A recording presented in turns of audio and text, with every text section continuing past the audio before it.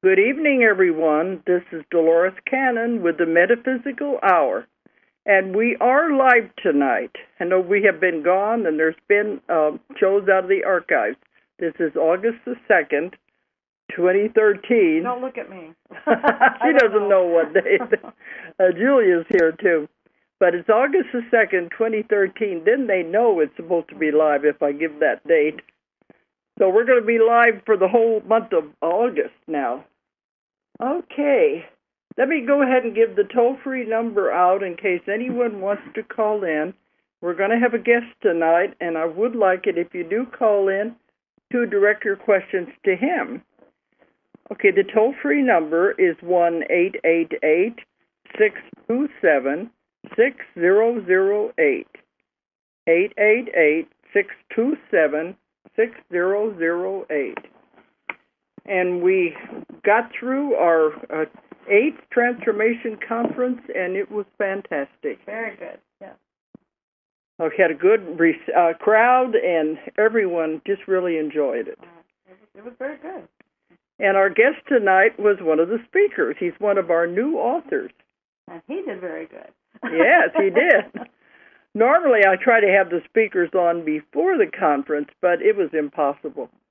We were in Canada. We were all over the place. In fact, we were up pretty close in Garnet's neck of the woods. Thank you. Okay. All right. Our guest tonight is Garnet Schulhauser. And Garnet, you're over in Victoria, aren't you? Yes, that's right, Dolores.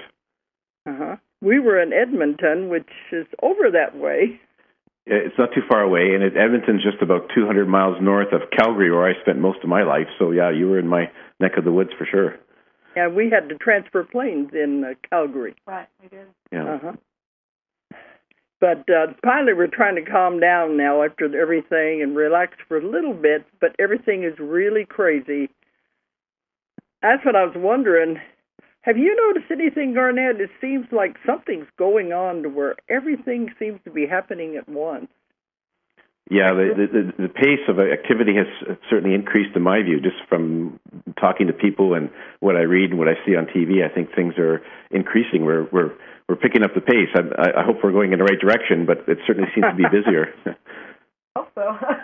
Well, that feels pretty crazy in the process, but that's what we feel. You know, usually we're hectic anyway, but this seems like everything coming from all different directions. It's hectic on steroids. So I'll be thinking it would calm down, but it's still kind of wild. Okay, but Garnet is one of our new authors, and he wrote the book Dancing on a Stamp. And I just think that is a really fascinating title. And I'm not going to tell you what it means right now. We'll let him do that as we go through the show. But Garnet, I always like to start by letting the guest talk about your background. Tell how you got into this and how you got started. Let's hear from you about your background. Okay, well, I was born and raised in a small farm in Saskatchewan in the Canadian prairies, and I was raised in a very religious Roman Catholic family. That was my background. And we went to church. It seemed like, to my mind, we went to church more than we did anything else.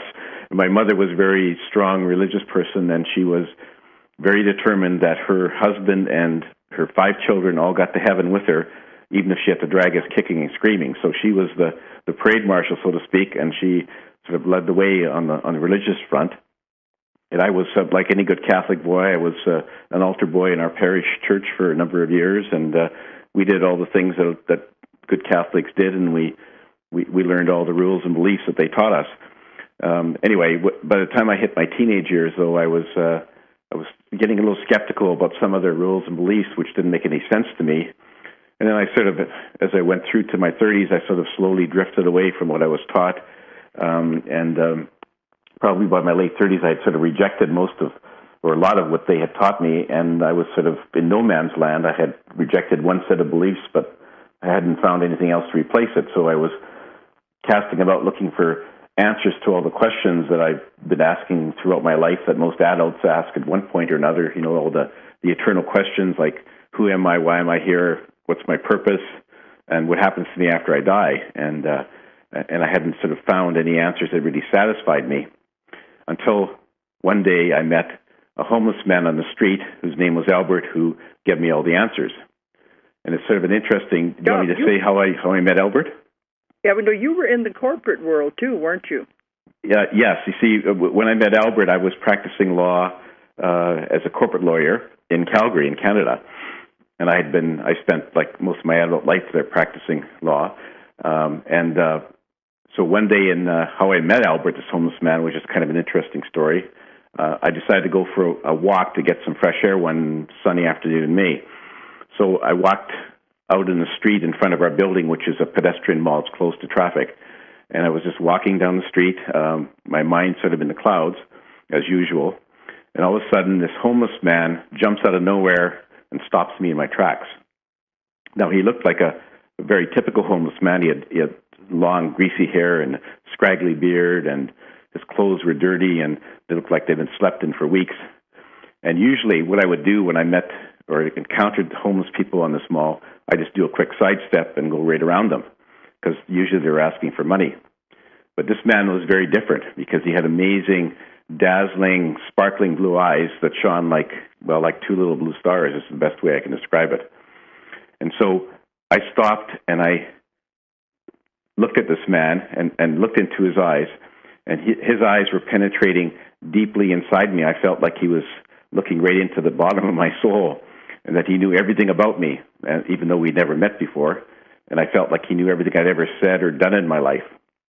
And so I was standing there feeling a bit naked and exposed to this man, but I didn't feel violated, because at the same time his eyes were sending me this amazing wave of pure unconditional love that was just slowly infusing my body with just a amazing feeling of peace and security. And so it was a wonderful feeling, something I'd never encountered before. And so I was standing there like a deer caught in headlights, almost like I was in a time warp, and I had no idea how long it lasted, but I didn't care. It could have lasted forever as far as I was concerned. It was such a wonderful feeling. And then he finally just sort of broke the spell. He said to me, "Why are you here?" And then he just quickly disappeared into a nearby store. And when I finally collected my wits, I looked around and I thought, well, I better go find this guy. So I went into the store that he had gone into, and there was only one entrance and one exit. And I didn't see him come out, but he wasn't in the store anywhere.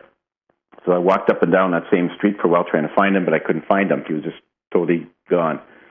So I walked back to my office with my head in a daze, trying to figure out what had happened. Like, was this a real encounter? Was I dreaming? Who was this guy?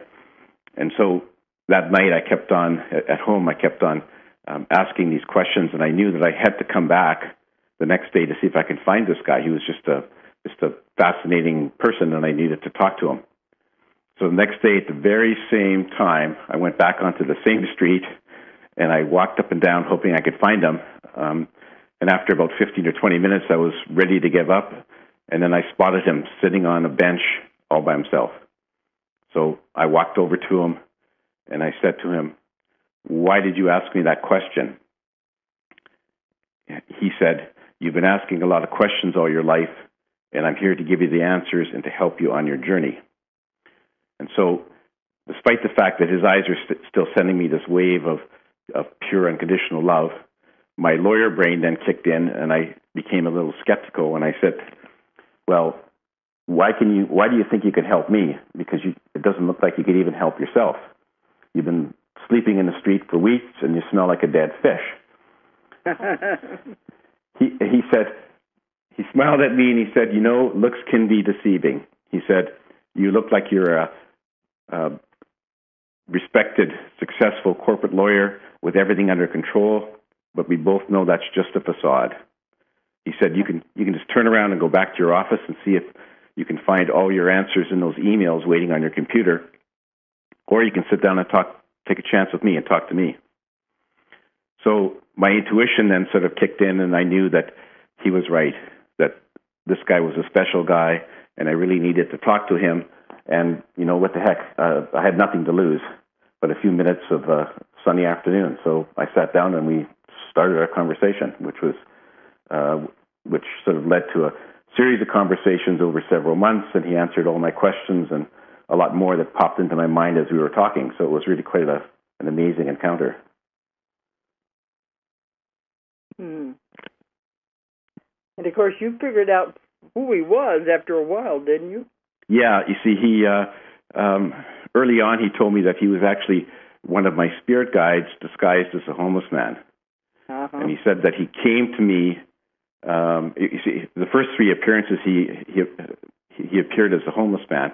After that, he was just a voice in my head, and we just communicated by telepathy. And when I asked him why this all happened, he said, "Well, if I had just started talking to you as a voice in your head, you probably would have thought you were going crazy, and you would have dismissed it and not listened to me. So I had to do something to get your attention, to engage you in the conversation. So I came to you as the homeless man." And he said, I was actually the only person who could see him as a homeless man. I could see him and actually feel him. He was like flesh and bones to me. But he said no one else could see him. And if somebody had been walking by the bench or the bench that we were sitting on that day, they would have seen me sitting by myself, talking to myself. They wouldn't have seen Albert. I'm sorry? Being a crazy person. Yeah, they would have thought I was crazy, yeah, for sure. Well, there is a book out there. I don't know who wrote it, but it was called My Guardian Angel Wears Tennis Shoes. And so, they can appear in any way, any strange ways. People often talk about having one of them will come and save their life, and then they just suddenly disappear. So, work too, we know they can just appear in many different ways. It's not what you're really expecting. No, exactly, and sometimes they'll deliberately come in a very unusual form to grab your attention or to see how you react to them. Anyway, so this Albert was my homeless man, and he played the part very well. And I sort of now I look at homeless people in a much different way, because you never know whether one of them might be somebody who's other than who they seem to be. So. Right. Well, it says in the Bible, you never know. You may be, what they say, you may be entertaining an angel unaware. Yeah, absolutely. Yeah, yeah, that could very well be. But Albert was my angel, and he had a very good disguise as a homeless man, and we had a great series of conversations. And it was the interesting thing about Albert was that he didn't lecture or preach to me. He wasn't like sort of coming from a sermon on high to me. We just talked like we're talking right now, and he had a great sense of humor, and he'd often tease me and poke fun at me for some of the silly things I've done in my life, and it was sort of like two friends sitting down chatting over a beer. It was really quite a great conversation, and it was an amazing change for me, and that's why I wrote the book, because partway through the conversation, I said when he was telling me all these wonderful things, which just felt right to me, I said to him, Albert, what you're telling me would provide a lot of comfort to a lot of other people in the world, and you should really let them hear your message. And Albert said, well, they are going to hear it because you are going to write a book. And that was the first time it ever occurred in my life to me that I would write a book. Like, I was a lawyer, and I'm not an author, and I even said to Albert, well, I don't know, why are you picking an amateur like me to write your book? I've never written a book before. Why don't you get somebody that's accomplished, an author like Stephen King or J.K. Rowling, to write your book? But he said, well, I have my reasons, and someday I'll let you know, but in the meantime, you're it, and so stop your whining and get on with the book. Yeah. And if you had refused, your life would have been misery. Oh, yeah. No, you see, instinctively I knew that I just had to do it. It's like, and I've learned since then that you can't win an argument with spirit. Eventually they're going to win. And so I knew that if I didn't do it, I'd regret it forever. It was one of those things I had to do. But having said that, once I started writing the book, I still had some doubts in my mind about, well, okay, I can write it, but should I actually get it published and let anybody else see it? Because I knew that there would be a lot of my former colleagues and partners in law and former clients who would wonder what I was doing when they read my book, and some of them I knew would reject what I had said, and some would think I was crazy, and so I was a bit concerned about that. But I just thought after a while, well, I have to do it, and if I lose some friends because of it, let the chips fall where they may. I mean, we're all on our own journeys, and I have to be on the one that I should take, and the one that Albert has sort of pointed me towards. So I wrote the book, and now it's published. That's right. And you did an excellent job. You would never know it was an amateur at all. It was really a good writing. Well, thank you very much. And Julie has always said, too, she knows what happens if you don't listen to them, don't pay attention. And I'm, like I was saying, I resisted so much. It was like, get somebody who knows how to do this. I was doing the same thing, and it took a long time. And then, but it's the same way. I knew I was supposed to do it, but I resisted and resisted. And I said that in my talks, they don't care who they give their assignments to. You don't have to be an artist. You don't have to be professional at this. They give it to who, I don't know how they pick them, but just do it. So. Well, I think it's all planned beforehand before we're born, Julie. We just don't remember it. That's all. But I'm certain that with Albert and I know for sure that it was all planned. That this would happen, where it would happen, how it would happen before I was born. But of course, we forget where we came from or what was in our life plans once we're born. And so, of course, Albert knew what was coming up, but I didn't. But that's the way it is with life on Earth. You don't get to remember what you had planned to do before you were born. So. Right. I felt like I probably had a window. It was like the plan was to do this, and I had a window that it needed to be accomplished in this certain period of time, like these different things. And whenever you resist, it's like, or you had so much time, because it was just a year, like a year ago, I got the message, if you don't do this, we're going to give it to someone else. And that got my attention, and then I got it done. Yeah. So it was like, this has to be done. Now, it's either you or somebody else, but you set this out to do it. So, but yeah, well, you've come to the same conclusion that I have in my work. We do make plans before we come in. We do it on the spirit side before we come into the body of what we're supposed to do, and we do forget when we come in. Right. But our guides, our guardian angels, they know our plan. Well, that's why they're there, is to help us stay on the plan. Yeah, absolutely. They know the plan, and they're supposed to be our coaches. They're supposed to try to help us stay on on the path that we had planned, except that they don't get to sort of speak directly to most people like Albert was speaking to me.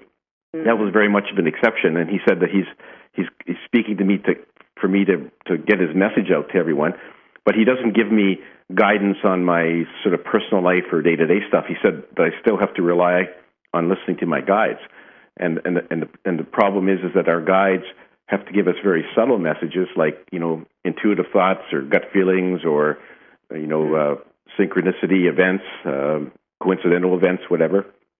And we have to be able to try to listen to those messages and understand them and then act on them. And all too often our minds are so cluttered with day-to-day thoughts that we just don't hear it, or we ignore it, or if we do hear it, we just dismiss it and say, no, I think I've got a better course of action and I don't want to do what you're telling me, sort of thing, just like Julia said. And then, we can resist for a while, but eventually they'll win out. Right. I may have missed this, but you said that him appearing to you was a very rare thing for them to do. So why did he do that with you? Yeah, he just, I think he did it just because he knew that he wasn't going to get very far if he just started talking to me as a voice in my head, and so he decided that he needed to really grab my attention in a way that wouldn't scare me away or make me run and hide. So he showed up as the homeless man. I mean, he didn't say. There are the guides and angels who appear to people, over the time. Mankind's history, as Dolores was mentioning, and they can appear in various forms, but it's very rare. Like Albert wasn't the only case that it ever happened in. Other people have encountered angels and guides as well, but it's not really a very common thing, and it's sort of a very rare exception. And Albert was one of those occurrences for me. But in terms of my other guides, I have to. He wouldn't tell me who my other guides are, and I have to sort of try to listen for messages like everyone else in terms of what I do in my personal life. And so I have the same struggle that everyone else does, and some people hear their guides better than others, and it's just a matter of how good of a listener we are. Yeah, I always tell people, listen to those instincts, those gut feelings. But, a lot of times it could be a normal person, and just come into our life for just a little bit, and we wouldn't even know who they were. But they might appear just like a normal person. Well, and I had an instance happen, and I'm still trying to figure out why it happened.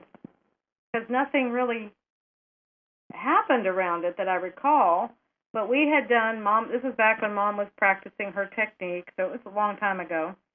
And in one of her sessions, one of her things she does is she takes you to meet your guide, a guardian angel. And so in that, I met this man who kind of like looked Indian or whatever. And he had the toga or whatever they wear, and they asked his name, and his name was Maruk, M-A-R-U-K. Anyway, it goes through this whole process. Well, then right after that, I was in college, and you came down to see us in Texas, and we went to this store in this mall. And we're in this store. It's a boutique, and it's actually an Indian store. And this man comes up, and he's the storekeeper. All of a sudden, it's like there was nobody in this store. Even though you and a friend were in there, you were off someplace else. This man comes up, he's the owner, and he's talking to me about something. I don't remember what we were talking about. But then he gives me his card. I ended up buying something, but he gave me his card. Later, I looked at it because I felt this connection with this man. And I later looked at the card, and his name was Kumar, K-U-M-A-R. It was almost like the same word just moved, the same letters exactly. And I got this overwhelming feeling that was my guide. But I was like, but I don't remember him saying anything that was profound or anything. I was like, but why? You did say you had a funny feeling the whole time you were with him. Right. So we never know. It can be something real subtle or real, you wouldn't even think about it later. But sometimes all those things can alter our path. And that's what it's intended to do, Dolores, I think, is that when these occasions happen, there's a message that we're supposed to get from it, and we're supposed to change the direction or take a different path or do something that we're not doing. We don't always it doesn't always dawn on us right away what exactly the message is, but it sounds very much, Julia, like that you met one of your guides.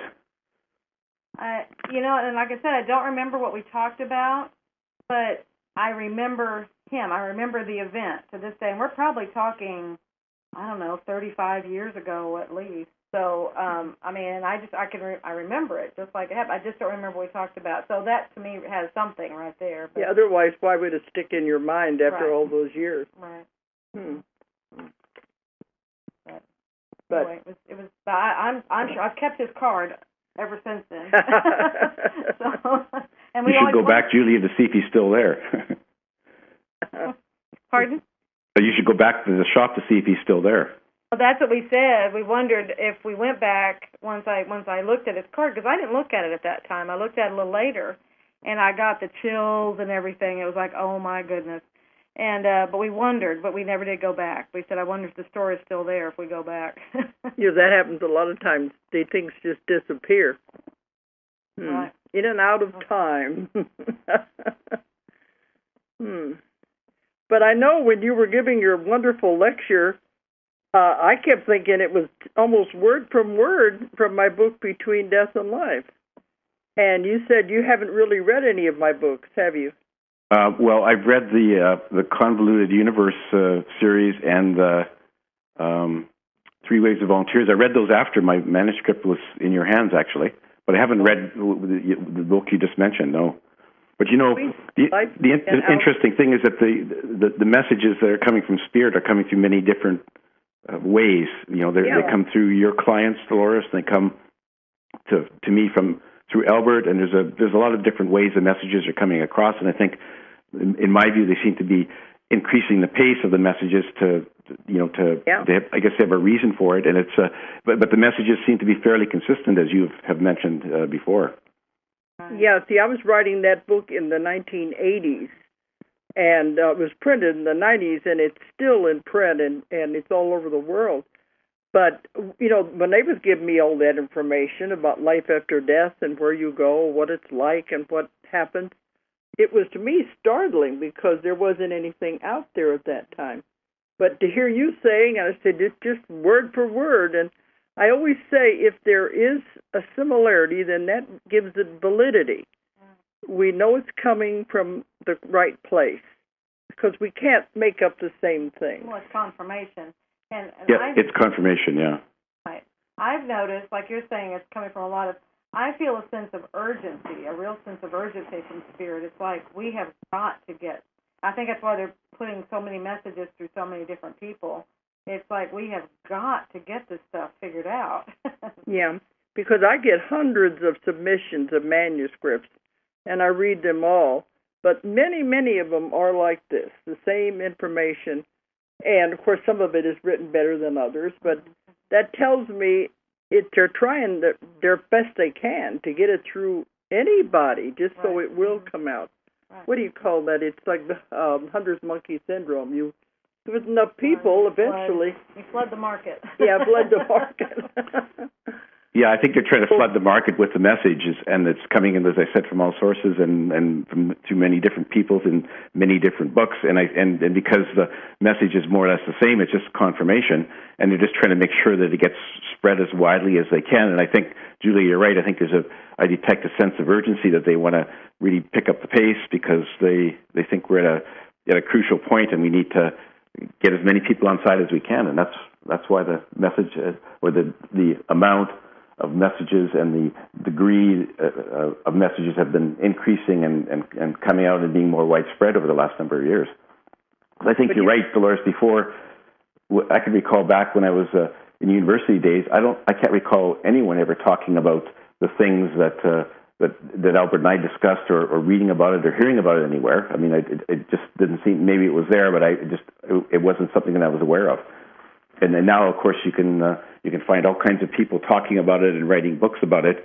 And I think it's just because that humans are at a place where they're more ready to accept the message and to understand it and to deal with it. So I think that's why it's happening. Well, see, that's what I was going to say.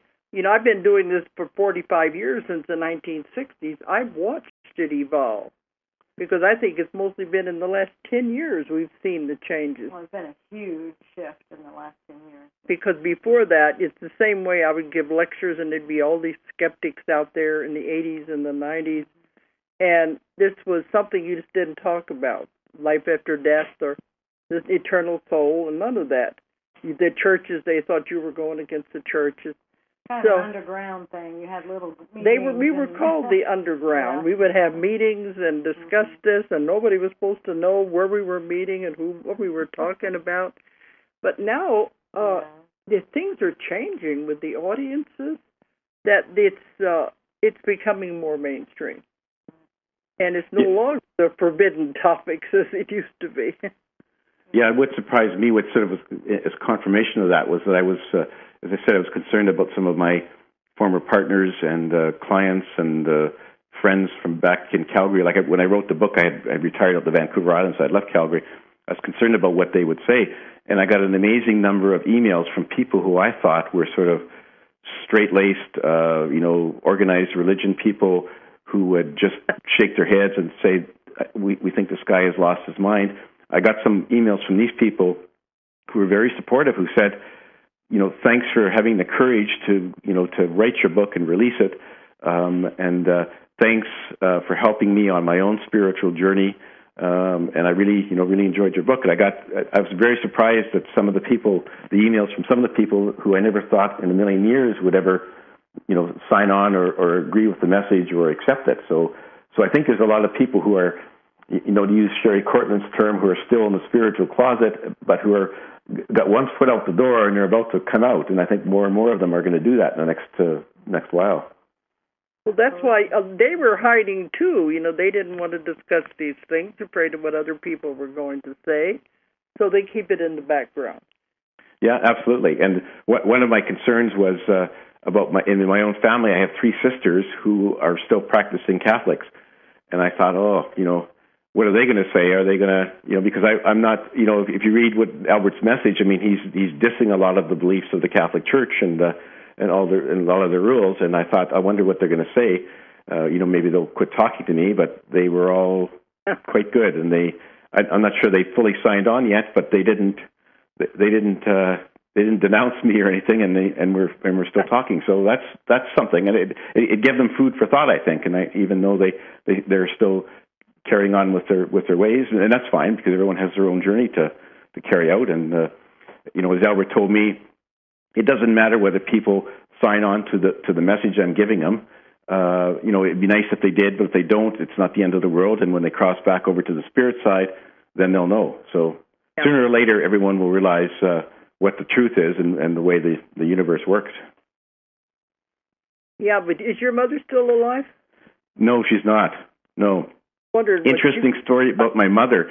When I was speaking to a spiritual group a few months ago, this is a group of people who were sort of in a spiritual book club, and I was telling them about my book and about meeting Albert and all that sort of thing, and how my mother had raised us as in a very religious Roman Catholic family. And one of the people said to me, "Well, what would your mother think of your book?" And I said, "Well, if she was still living on Earth, she wouldn't think very much of it at all. In fact, she wouldn't like it." But I said, she's now over on the spirit side, and I'm sure she's 100% behind what I said in my book. And after that, I finished the talk. One of the ladies who was in the group came up to me, and she was a medium. And she said, when you were telling the story about your mother and whether she'd like the book or not, your mother appeared behind you, and she was giving you 2 thumbs up as you were talking, which made me feel good. Okay.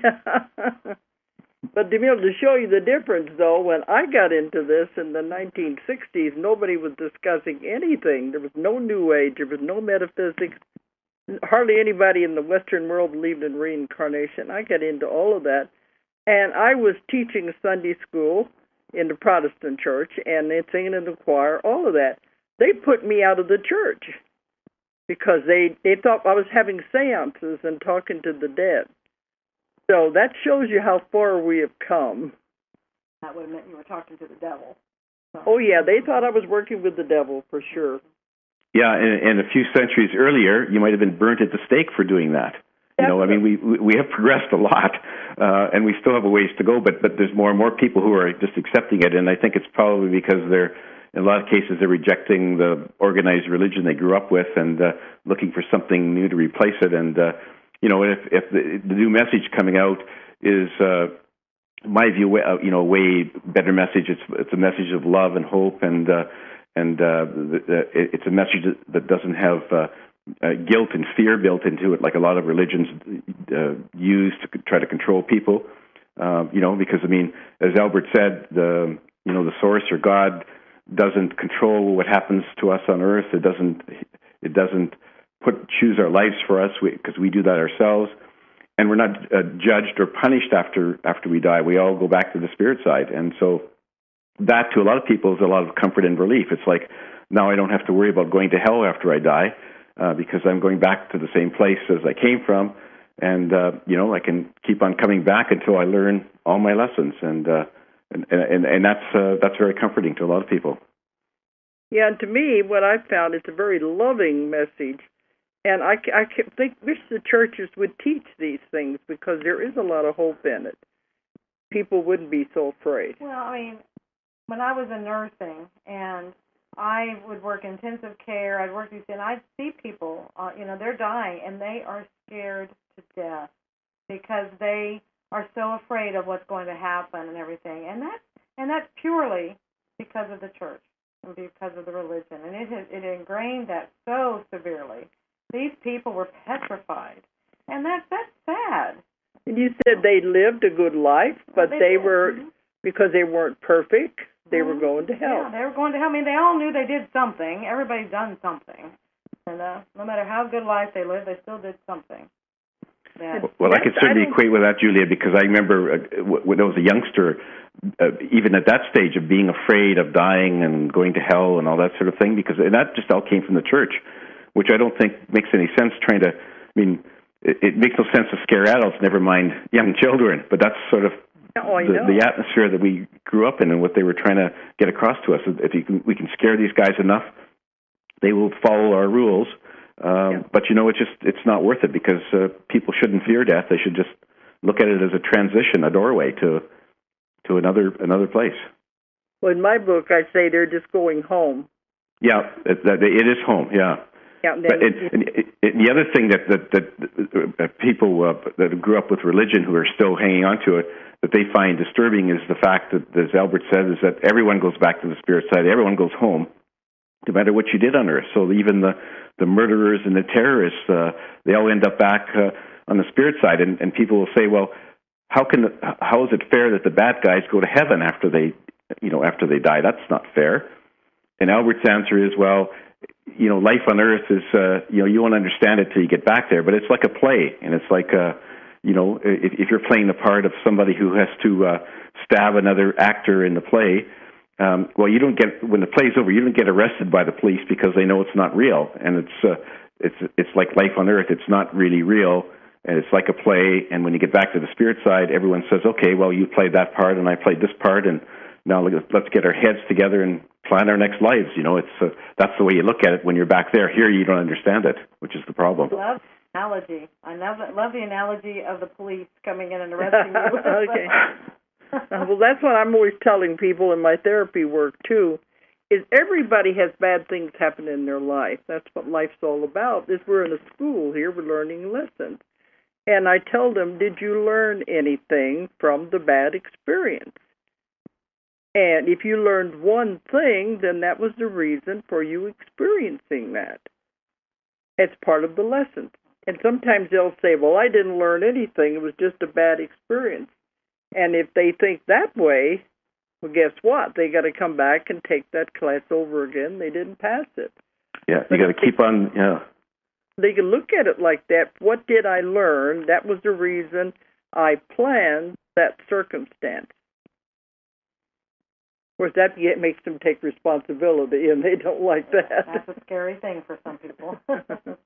Well, and the thing is, when you realize that, then you have to sort of acknowledge that you're never a victim. You can't say that you're a victim of the arbitrary universe or some God that's doing things to you. I mean, you create your own reality. I mean, you write your script before you're born, and then as you're here, your free will actions, you sort of continually change the script and rewrite it, and you just create your own reality. And so you don't have no one to blame for the bad experiences in your life. It's something that you wrote into your script and something that you caused when you reacted to what happened to you, because part of your reality is how you react to the events. You can react positively or you can be negative about it, and you can see the glass half full or half empty. And so that's how you create your reality. And if you want to be happy, you can be happy. If you want to be miserable, you can be miserable. And that's whatever happens to you. You can have the same.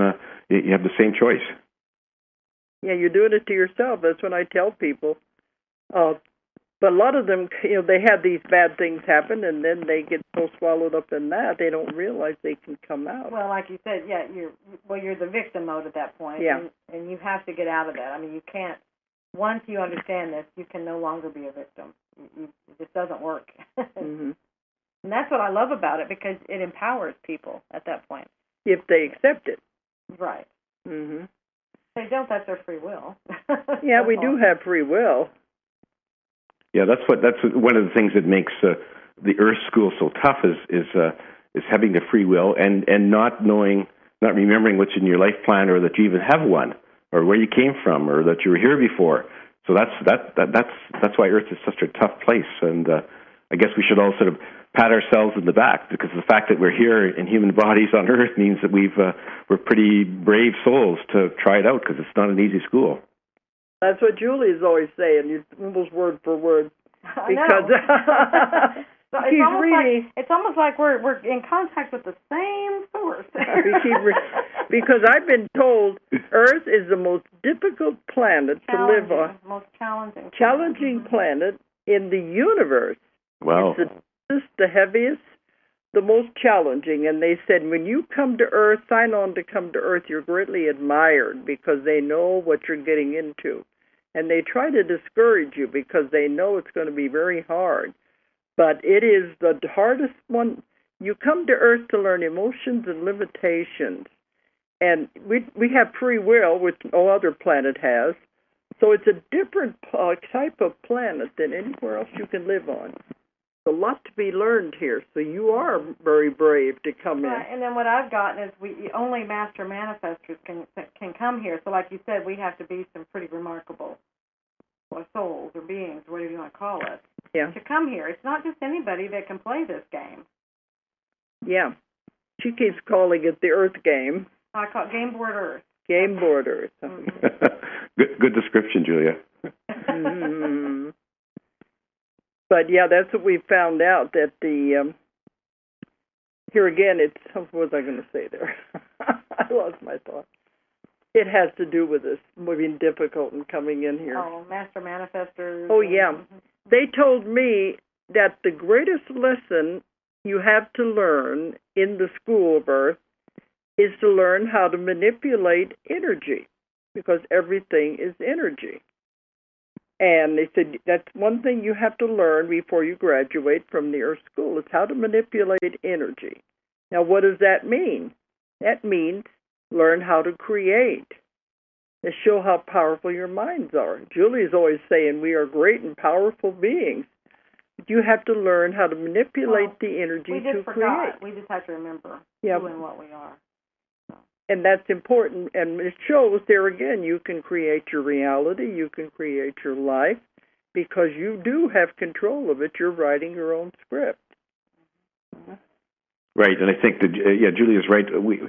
Because we know how to manipulate energy on the spirit side, we have to, when we get here, of course, we forget all that, and we have to try to remember it or relearn it, however you want to say it, to be better at creating our own lives and living our lives in a more loving and compassionate manner, and getting rid of our negative emotions, which is the real sort of the thing that drags humans down most of the time. It has since they started living on Earth, and that's the goal, is to try to shut down the negative emotions and embrace the love and the compassion and the forgiveness, so that we can move forward. That's why all these messages are coming to us. Yeah. And that's what I've written books on Jesus, too. And in there, that's what I said. The only reason he came to Earth was to show us how to advance, that we were caught in the wheel of karma, going round and around, making the same mistakes over and over again. We weren't advancing. We weren't ascending, going up the ladder. And that he came to show us how to live and how to progress. And it all goes back to love. Love is the greatest force in the universe, but they didn't understand, and they killed him. Right, and I asked Albert about Jesus Christ, and he said, I mean, the soul that incarnated as Jesus was a great, highly evolved soul, a master, came to Earth, as you say, to help us. He didn't need to learn or experience anything. He came to help humans, and he tried his best, and I think he's had a large effect in the world. I mean, if you look at how many Christians there are in the world, it's huge. It's over 2 billion or whatever. But the trouble was that the people who followed him, the religious men who sort of shaped the church, they had their own agendas, and a lot of times they just went off track, and that was the problem. Because this was not at all what he was teaching in the beginning. No, not at all. No. He had brought in their own rules and regulations. The man control stuff. Yeah, that's what it was all about. It was no longer about love and how to progress. So, we aren't going against all of that. It's just that the man rules and regulations is what doesn't make sense. Yeah, and that's what I rebelled against, Dolores, was just all these rules, some of which were very silly, I thought, and didn't make any sense. And I didn't like all the guilt and fear that they were throwing at us. When they should. And the message from Jesus was love. Love your fellow person as the same as yourself. That he was the same message. Like we're all part of the source, part of God, and we're not really separate. And we need to love each other like we're all one.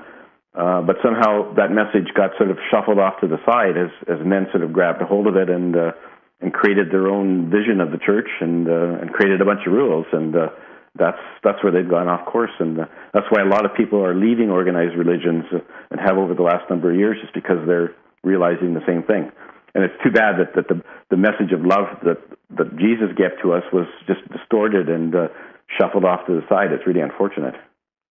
Well, that's what I found. And in the beginning, all the religions all believed the same. They all believed in God, in the source, whatever they wanted to call it. And it was a great power, and it was total love. And they all believed that. And they all believed reincarnation, too. Right? Yeah, they all believed in reincarnation. They believed in all of that. And then, over these centuries, man came in and divided them up into different religions and brought in their own rules and regulations, not realizing it was all the same in the beginning. Yeah, but that's just the way humans, how they handle things and have handled things over the last while, and they're sort of more after chasing their own desires and goals and pursuing their own agendas, and they forget about what the core message was, and it just gets distorted. And that's really unfortunate. But we're starting to get the message back from spirit side, the message of love and hope and forgiveness. And they're trying to sort of steer us back on course, I think, and that's a very good thing. And we just have to listen to the message and try to persuade other people to follow it. It all got bogged down in this with this world we live in, like we said, because it's very difficult to live here. We all got bogged down in it and got lost. Well, like you said, the messages are coming through to all walks of life. I mean, here you're an attorney, and you're getting this right in your face, and that's happening all of the time. It's just everyone. Get it because straight. we traveled all over the world constantly, and we're seeing it. We see the changes, and people are beginning to understand. They're waking up. They're waking up. You see a shift happening. People go, I don't see anything. You just have to look. It's all over the place. Well, and Dolores and Julie, you're both contributing, to the cause. I mean, Dolores, you've been doing this for I don't know how many years and spreading the message, and that's we need more people like you to get the message out there and you're working very tirelessly to help, and that's a big aid, and we all need to try to find some way of getting our own message out in our own way, to whether it's just to your next door neighbor or whether it's to a group of 20 people or to the world on a internet radio show or whatever. I think we have to all work at it and keep it flowing so that we keep everyone or help everyone wake up and hear the message. But they said, in my work, we're not out to convert anybody, because if they're not ready to listen, it just goes right over their head. And that we wait, we have the answers, and whenever they begin asking the right questions, then we have the answers to give them. But we're not supposed to go out and try to convert anybody or change their lives. That's not what it's about. I say we drop crumbs, and if they pick up the crumbs, then we know they're interested. Right, but somebody has to be in the vanguard to drop the crumbs so that the people who are ready can follow the trail, right? Yeah. Absolutely.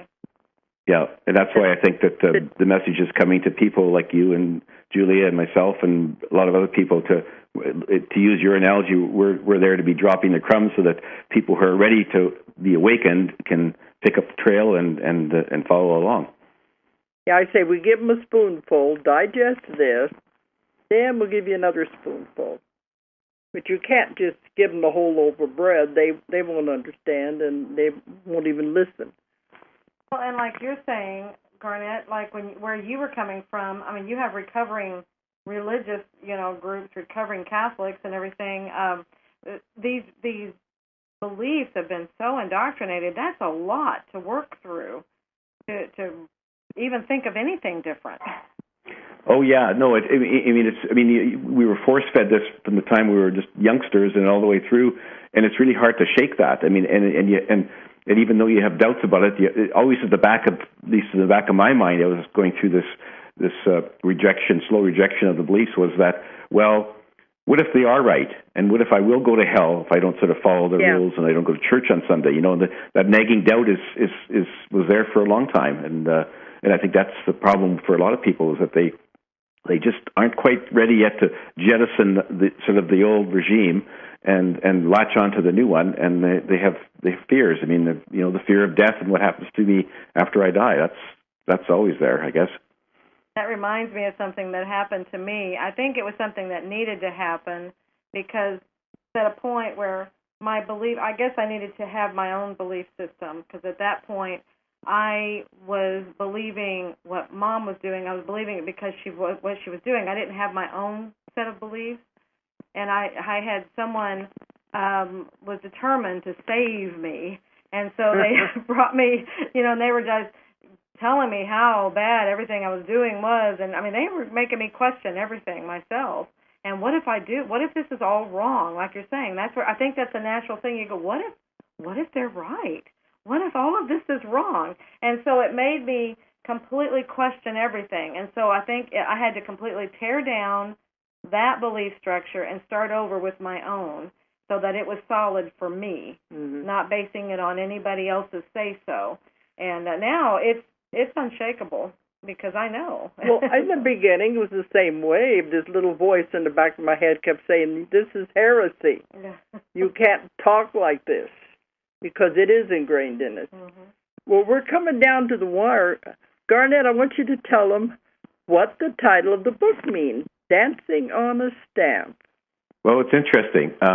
It arose in one of the conversations I was having with Albert, and he said to me, one of the problems that you've had with your life is that you've spent too much of your time dancing on a stamp. And I said, well, what do you mean by dancing on a stamp? And he said, well, imagine that you're in the middle of a big, beautiful ballroom, and the band is playing great dance music, and everyone's up and dancing, and they're swirling all around and enjoying the dance floor and enjoying the music. And he said, but you spent too much of your time standing on one spot, like you have leg shackles on, and you need to quit dancing on a stamp. And so that phrase kept on sticking in my mind. And when I finished my manuscript and I was looking for a title for the book, that phrase kept on popping up because it's kind of an unusual phrase. And so I said to Albert, what if I use for my title for my book, Dancing on a Stamp? And he said, sounds good, go for it. And so that's where the title came from. Well, that was intriguing to me.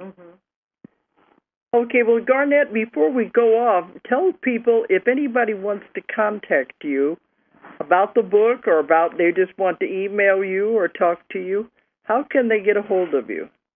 Well, they can email. I have a website. It's simple. It's dancingonastamp.com, and on there is my email address, which is just contact@dancingonastamp.com. So I'd be happy to hear from people, emails, and I always respond to them all. I haven't gotten so many so far that I can't, but I try to respond to them all. I'd be happy to hear from them. And on my website, there's a bunch of links for where they can click on to buy the book, including the Ozark Mountain page and some of the online sites. So if they can't find it in a bricks and mortar store, they can certainly get it online. And I'd be happy to hear from anyone out there who's listening. Okay. And once you open that door, then you begin to get a lot of mail. We get so much respond to them anymore, but I try to read everything anyway. But you're starting out. You're going to get to that point. And one thing I liked about you, Garnet, you're very approachable. So I want to put that out there, that nobody needs to be afraid of you. You're very approachable. You're easy to talk to. Don't think thank you. He's a lawyer. He's very down to earth. Yeah, well, I remember my roots, and I grew up in a small farm in the prairies in Canada, so you never sort of forget that. And so I try to be approachable, and I welcome all the comments, and I'm delighted to hear from people. Okay. Well, thanks for coming on tonight. Oh, you're quite welcome. Thank you for inviting me. Okay. Well, it's time to sign off now, so good night, everyone, and thanks for listening. Good night. If you enjoyed the show, check out more of our other videos and be sure to subscribe and click the like button. Thank you for listening to the Metaphysical Hour with Dolores Cannon.